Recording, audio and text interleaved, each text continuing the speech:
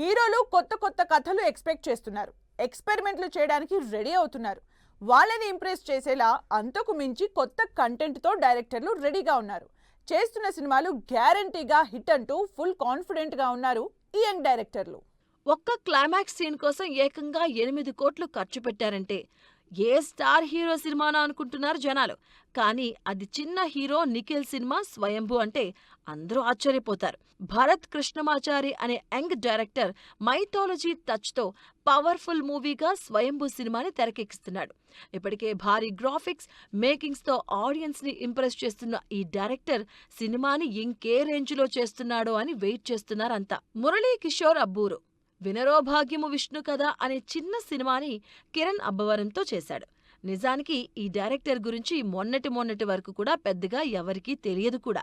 కానీ లెనిన్ సినిమాతో ఒక్కసారిగా లైమ్ లైన్లోకి వచ్చేశాడు. లెనిన్ టీజర్ చూసిన జనాలు ఈ రేంజ్ పవర్ఫుల్ యాక్షన్ మూవీ చేస్తున్నాడంటే కంటెంట్ ఉన్న డైరెక్టరే అంటున్నారు. అసలే ఏజెంట్ ఫ్లాప్తో డిసప్పాయింట్ అయినటువంటి అఖిల్ ఫ్యాన్స్కి లెనిన్ అనే పవర్ఫుల్ టైటిల్ కంటెంట్తో ఏ రేంజ్లో ఇంప్రెస్ చేస్తాడో చూడాలి. హుస్సేన్ షా కిరణ్ నిజానికి ఈ డైరెక్టర్ పేరు పెద్దగా టాలీవుడ్లో వినిపించనే లేదు. అలాంటిది గత వారం రోజుల నుంచి టాక్ ఆఫ్ ది టౌన్ అయ్యాడు.